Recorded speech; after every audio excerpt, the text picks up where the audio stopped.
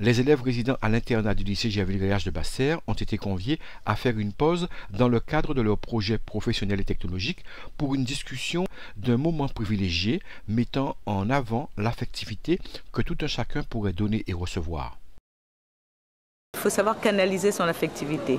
Il faut savoir, comme l'a dit tout à l'heure Raymond Otto, aux élèves, de rechercher ce que l'on entend par affectivité et responsabilité. J'en ai parlé également. Je leur ai dit que ce n'est pas parce qu'on est majeur qu'on est responsable. Et en ce qui concerne l'affectivité, pouvoir analyser ses sentiments, pouvoir placer ses sentiments et pouvoir être responsable, c'est quelque chose de difficile. Tant qu'on n'a pas d'expérience, on ne peut pas dire qu'on est responsable. Tant qu'on ne sait pas ce que c'est qu'exercer une responsabilité, comme les parents, les jeunes ne le savent pas encore. Et les jeunes, pour l'instant, demandent des conseils et devraient pouvoir les suivre. La santé de la jeunesse passe aussi par un contrat l'unissant à ses parents qui demeurent responsables des faits et gestes de leur progéniture jusqu'à leur majorité, ce qui éviterait des dérives dont les conséquences peuvent être irréversibles lorsqu'un conflit viendrait entacher des relations engendrant une bonne conduite. Il faut que les deux parties soient congruentes, mais deux parties soient stables pour que justement, ce qui semble être un problème ne sera qu'une traversée naturelle d'une étape de la vie. Et contrairement à ce qu'on pense, nos jeunes n'ont pas de difficulté avec leur sexualité.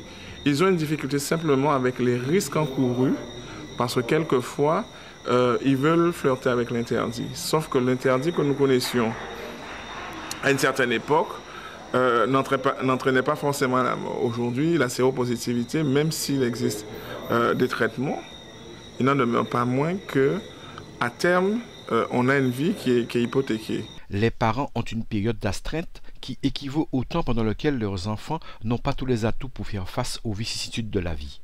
On ne peut pas tout faire et que ce corps qu'on a, c'est un corps qu'on a reçu en héritage, qui va évoluer, donc il ne nous appartient pas, et qu'il faut qu'ils en soient conscients parce que c'est de ce corps et de l'apprentissage de ce corps qu'ils vont se rendre compte qu'ils vont pouvoir évoluer leur niveau d'estime, c'est-à-dire savoir s'ils sont dans la mésestime d'eux-mêmes ou dans l'estime d'eux-mêmes.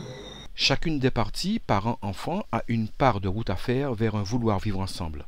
Malheureusement, certaines attitudes démontrent l'échec d'expériences mettant en danger les enfants qui veulent contrer la famille dans des pratiques allant à l'encontre des conseils parentaux. Pourtant, la santé et la réussite peuvent être le résultat des sentiments ressentis par l'état psychique de plaisir occasionné par l'ensemble des phénomènes d'une vie pleine d'affectivité.